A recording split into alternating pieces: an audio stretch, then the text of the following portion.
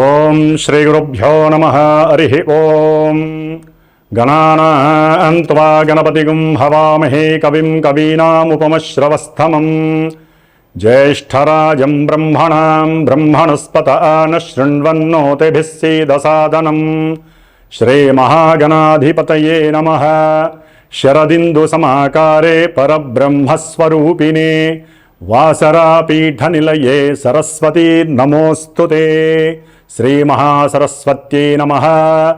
ఓం గురుబ్రహ్మ గురుర్విష్ణుః గురుర్దేవో మహేశ్వరః గురు సాక్షాత్ పరబ్రహ్మ తస్మై శ్రీ గురవే నమః.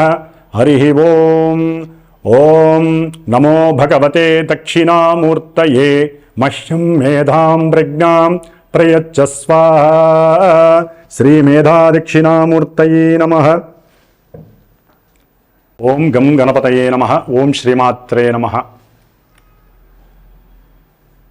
మానవ రూపంలో ఉన్నటువంటి సమస్త జనులందరూ కూడా, అట్లాగే జీవరాశులన్నీ కూడా అంతరిక్షంలోని సూర్యాది నవగ్రహాలు ఇచ్చేటటువంటి కాంతి పుంజముల ద్వారా, వారి ద్వారా కలిగేటటువంటి శక్తిని ఈ ప్రకృతిలో ఉన్నటువంటి పంచభూతాలన్నీ కూడా అవి స్వీకరించి ప్రకృతిలో బతుకుతున్నటువంటి మానవులందరిపైన, వారికి కలిగేటటువంటి శుభ అశుభాలన్నిటిపైన కూడా, అట్లాగే వారు పూర్వజన్మలో చేసుకున్నటువంటి, ఈ జన్మలో చేసుకున్నటువంటి కర్మ ఫలితాలను ఏ విధంగా వారు అనుభవించాలి అనేటటువంటి విషయాలని ఆ అంతరిక్షంలో ఉన్నటువంటి సూర్యాది నవగ్రహాలు మాత్రమే మనల్ని శాసిస్తాయి, అనుకూలిస్తాయి, ప్రతికూలిస్తాయి. కాబట్టి ప్రతి నెలా కూడా మనకి రవి ఒక్కొక్క రాశి నుండి మరొక రాశిలోకి సంక్రమణం జరుగుతూ ఉంటుంది. దీన్నే మేష సంక్రమణం అని, వృషభ సంక్రమణం అని. ఇప్పుడు ప్రజెంటు ఈ డిసెంబరు 14వ తారీఖున మనకి ఈ యొక్క సూర్యుడు ధనుస్సు సంక్రమణం జరిగింది. కాబట్టి తర్వాత జనవరి 14న మకర రాశిలోకి సూర్యుడు ప్రవేశించినప్పుడు మకర సంక్రమణం జరుగుతుంది. కాబట్టి ఈ జనవరి 14 వరకు రవి ధనస్సు రాశిలో సంక్రమించినటువంటి పరిస్థితులు ఏ విధంగా ఉంటాయి, మరి మిగతా గ్రహాలన్నీ కూడా, అనగా చంద్రుడు, కుజుడు, బుధుడు, గురుడు, శుక్రుడు, శని, ఈ గ్రహాలన్నీ కూడా సూర్యుడి చుట్టూ అతని యొక్క శక్తి ద్వారా ప్రేరితమై తిరుగుతూ ఉంటాయి. కాబట్టి అలాగే వీరి యొక్క ఎనర్జీస్ అన్నీ కూడా భూమి మీద ఉన్నటువంటి మనకి సూర్యుడి ద్వారా అక్కడి నుంచి మనకి ప్రభావితం కలుగుతాయి. కాబట్టి ఈ యొక్క సూర్య సంక్రమణంలో ఈ నెల రోజులు, అంటే జనవరి 14 వరకు గ్రహాలు ఏ నక్షత్రాలలో ఉన్నాయి, గ్రహాల యొక్క కదలికలు ఏ విధంగా ఏ రాశుల్లో ఉన్నాయి, అవి ఏ ఏ రాశుల వారికి ఏ విధమైనటువంటి సంఘటనలని అశుభాలుగా మనకి ప్రభావితం చేస్తాయో తెలుసుకుందాం. ఓం శ్రీమాత్రే నమః. ఓం శ్రీమాత్రే నమః. వృషభ రాశి. వృషభ రాశి వారికి జనవరి 14 వరకు గ్రహస్థితి వృషభ రాశిలో వక్రగమనంలో ఉన్నటువంటి గురుడు రోహిణీ నక్షత్రంలో ఉండి, వీరికి అనుకోకుండా గురువుల ద్వారా అఖండమైనటువంటి కీర్తి ప్రతిష్టలు కలిగే అవకాశము ఉంటుంది. అట్లాగే పెద్ద పెద్ద సంస్థల ద్వారా, చారిటబుల్ ట్రస్టుల ద్వారా వీరికి ధనాదాయం బాగుండే అవకాశం ఉంటుంది. దానికి తగ్గట్టుగా బ్యాంకులో ఉన్నటువంటి నగదు అప్పుడప్పుడు మిస్ అయ్యేటటువంటి పరిస్థితి, మనకు తెలియకుండానే పోగొట్టుకునే పరిస్థితి కూడా ఉంటుంది. కాబట్టి వీరు కొంత ఆర్థికపరమైనటువంటి విషయాలలో, ముఖ్యంగా కుటుంబపరంగా ఖర్చు పెట్టేటప్పుడు 1కి 4 సార్లు ఆలోచించి ఖర్చు పెట్టడం. అట్లాగే వీరు వేరే వారికి ధనాన్ని పంపించేటప్పుడు కొంత ఆలోచించి, జ్ఞానంతో ఆలోచించి యాక్టివేట్ చేయడం ద్వారా కొంత నష్టాన్ని వీరు పొందకుండా జాగ్రత్త తీసుకునేటటువంటి పరిస్థితి ఉంటుంది. అట్లాగే వృషభ రాశి వారికి సంతానపరంగా కొంత ఆకస్మికంగా అనుకోనటువంటి సంతానపరంగా అనారోగ్య సమస్యల వలన ఆర్థిక నష్టం కూడా కలగడానికి అవకాశం ఉంటుంది. వీరు కొంత దైవాన్ని విస్మరించటం, అనుమానించటం, అవమానించటం, అట్లాగే గురువుల్ని రకరకాలుగా మాట్లాడడం ద్వారా కొంత వీరు తమకున్నటువంటి పూర్వజన్మ పుణ్యాన్ని కోల్పోయేటటువంటి పరిస్థితి కూడా వృషభ రాశి వారికి కలిగే అవకాశం ఉంటుంది. ఎందుకంటే వృషభ రాశి వారికి సప్తమ వ్యయాధిపతి అయినటువంటి కుజుడు నీచ స్థితిని పొంది తృతీయ స్థానంలో ఉండటం వలన వీరు అవతల వ్యక్తులతో, ముఖ్యంగా సంఘంలో కాస్త ఇబ్బందికరంగా వారితో మాట్లాడడం, వారి గురించి ఆలోచించటం, అవసరం లేనటువంటి ధైర్య సాహసాలు లేనటువంటి వారు కూడా ఉన్నట్టుగా భ్రమించి వారిని మోసం చేసేటటువంటి పరిస్థితులు కలుగుతాయి. అట్లాగే వృషభ రాశి వారు ఈ బాండ్స్ పైన, ముఖ్యంగా గృహ సంబంధిత విషయాలలో కానీ, మాతృ సంబంధిత విషయాల్లో కానీ ఏదైనా సరే, అంటే మాతృపరంగా వీరికి పూర్వపు ఆస్తులు లభించేటటువంటి సమయంలో వీరు సంతకం పెట్టేటప్పుడు కొంత ఆలోచించి ఎటువంటి మోసాలకి పాల్పడకుండా, ఎటువంటి విభేదాలు కలహాలు కలగకుండా, ముఖ్యంగా అన్నదమ్ములతో ఈ వ్యవహారాలు ఎక్కువగా తారసపడుతూ ఉంటాయి. కాబట్టి వీరు అన్నదమ్ములతో సామరస్యంగా ఉండటానికి ప్రయత్నం చేస్తూ వారితో తగు జాగ్రత్తగా మాట్లాడుతూ ఉండటం మంచిది. అట్లాగే ఉద్యోగపరమైనటువంటి విషయాలలో వీరు కొంత ఇబ్బందులు ఎదుర్కొనేటటువంటి పరిస్థితి ఎదురవుతుంది. వీరికి అనుకోకుండానే వేరే చోటకి ట్రాన్స్ఫర్ అవ్వటం, దాని ద్వారా ట్రావెలింగ్ పరంగా వీరు కొంత ఇబ్బందుల్ని ఎదుర్కోవటం. అట్లాగే వీరు ఏదైనా ఇల్లు కట్టుకునేటప్పుడు ఎవరైనా డబ్బులు ఇస్తామని చెప్పినప్పటికీ కూడా సహాయం చేస్తామని చెప్పిన తర్వాత అసలైన సమయానికి వీరికి గృహపరమైనటువంటి ఆర్థిక సహకారం లభించక వీరు కొంత మనోక్షోభని పొందేటటువంటి పరిస్థితి కూడా ఎదురయ్యే అవకాశం ఉంటుంది. కాబట్టి ఈ విషయాలలో కూడా ముందు జాగ్రత్త వహించి వారు ఎప్పుడు డబ్బులు ఇస్తామంటే అశ్రద్ధ చేయకుండా, ఆలస్యం చేయకుండా, బద్దకించకుండా వెళ్ళి ఆ ధనాన్ని తెచ్చుకొని గృహానికి సంబంధించినటువంటి వసతిని ఏర్పాటు చేసుకోవడం ద్వారా, ముందు జాగ్రత్త చర్యల ద్వారా వీరు కొంతవరకు తమ యొక్క గృహ సంబంధిత విషయాలలో ఇబ్బందులు ఎదురుకావు. అట్లాగే వృషభ రాశి వారికి చక్కటి ఆరోగ్య సూచన కనిపిస్తోంది. అట్లాగే ధనాదాయం కూడా, వృత్తిపరమైనటువంటి ధనాదాయం లభించటానికి అనుకూలమైనటువంటి సమయం నడుస్తోంది.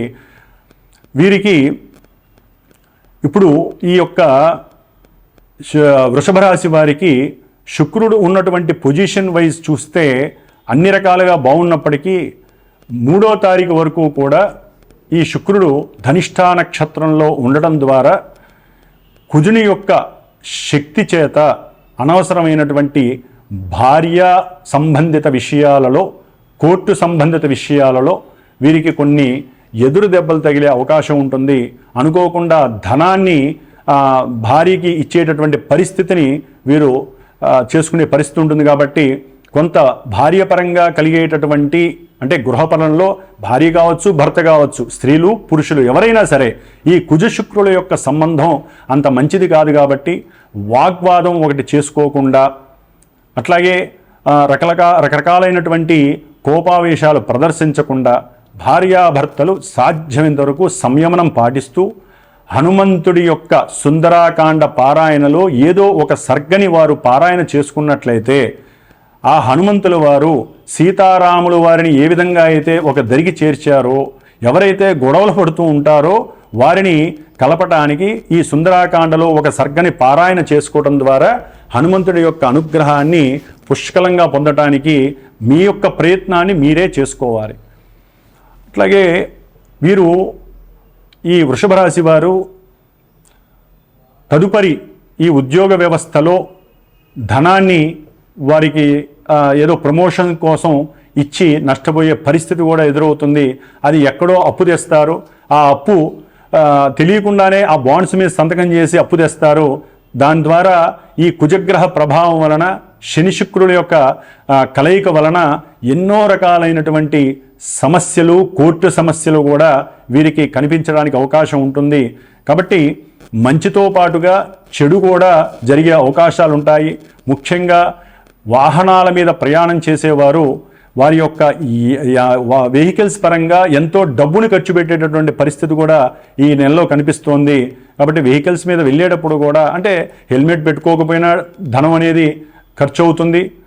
అట్లాగే ఈ యంత్రపరంగా అవసరం లేక నిన్నే మనం బాగు చేయించాం, మళ్ళీ సమస్య వచ్చింది యంత్రంలో, అంటే మనం నడిపేటటువంటి కారు కావచ్చు, రిక్షా కావచ్చు, ఆటో రిక్షా కావచ్చు, ఏదైనా సరే కాబట్టి మనకి అర్థం కాకుండా ధనం అనేటటువంటిది ఖర్చు అవుతూ ఉంటుంది వాహనాల పరంగా.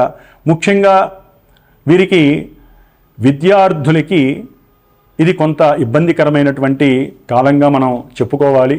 ఎందుకంటే శిరోబాధలు కలగడానికి అవకాశం ఉంటుంది. అవసరం లేకుండానే వీరికి ఛాతీపరమైనటువంటి సమస్యలు ఎదురవుతాయి. అంటే ఉష్ణ సంబంధిత సమస్యలు వీరికి పెరగడానికి అవకాశం ఉంటుంది. జ్వరం వస్తుంది, అవసరం లేకుండా హాస్పిటల్స్కి ఖర్చు పెట్టేటటువంటి పరిస్థితి ఎదురవుతుంది, ధనం ఖర్చు అవుతుంది.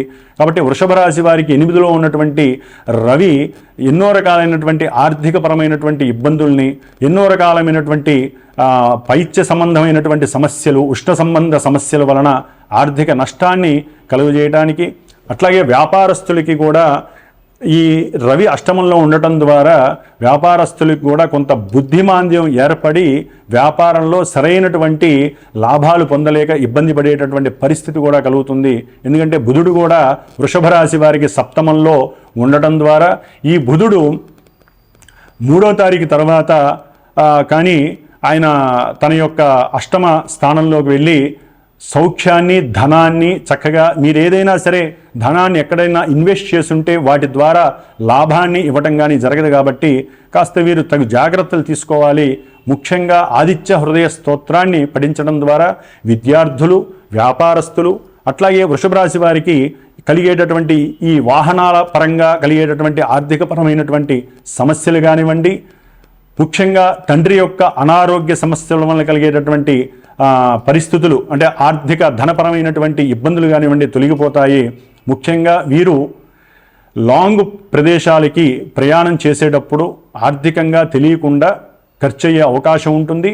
మార్గమధ్యంలో కొంతమందితో వాగ్వాదం చేసేటటువంటి పరిస్థితులు కూడా ఎదురవుతాయి. వాళ్ళతో కలహాలు పెంచుకోకండి. ప్రశాంతంగా ఉండటానికి ప్రయత్నం చేయాలంటే వారు జనవరి 14 వరకు ఆదిత్య హృదయ స్తోత్రాన్ని పఠించడం చాలా ఉత్తమం. అట్లాగే వృషభ రాశి వారికి అనుకున్నటువంటి కోరికలు లాభంగా కలగడానికి ఇది ఒక అవకాశంగా మనం భావించవచ్చు. ఎందుకంటే శనీశ్వరుడు పూర్వాభాద్ర నక్షత్రంలోకి మనకి 25వ తారీఖు తర్వాత ఆయన వచ్చి నక్షత్రపరమైనటువంటి ఆకస్మిక ధన లాభాన్ని కలుగు చేయడానికి, అంటే ఉద్యోగపరంగా ఇంక్రిమెంట్స్ కావచ్చు, లేకపోతే ఉద్యోగపరంగా ఎన్నో రకాలైనటువంటి లాభాలు కలుగజేయడానికి శనీశ్వరుడు చక్కగా ఉన్నారు. అట్లాగే రాహువు కూడా అభీష్ట సిద్ధిని కలుగజేయడానికి అవకాశం ఇస్తున్నారు. కాబట్టి ఉద్యోగపరంగా ప్రమోషన్స్ రావడానికి వృషభ రాశి వారికి చాలా వరకు వారికి అవకాశం ఉన్నది. కాబట్టి వీరు ఎక్కువగా ఆదిత్య హృదయాన్ని, సూర్యుడి యొక్క దేవాలయంలో అంటే నవగ్రహాలయంలో 6 ఒత్తులు దీపారాధన చేసి ప్రతి ఆదివారము కూడా వారు సూర్యుడి యొక్క అష్టోత్తరాన్ని పఠించి ఎర్ర గులాబీ పూలతో అర్చించి స్వామివారికి ప్రీతికరమైనటువంటి గోధుమ రవ్వతో ప్రసాదం నివేదన చేసి అక్కడ ఉన్నటువంటి వారి అందరికీ కూడా ఓ 10 మందికైనా పంచడం ద్వారా అన్న సమారాధన చేసిన పుణ్య ఫలితం కలుగుతుంది.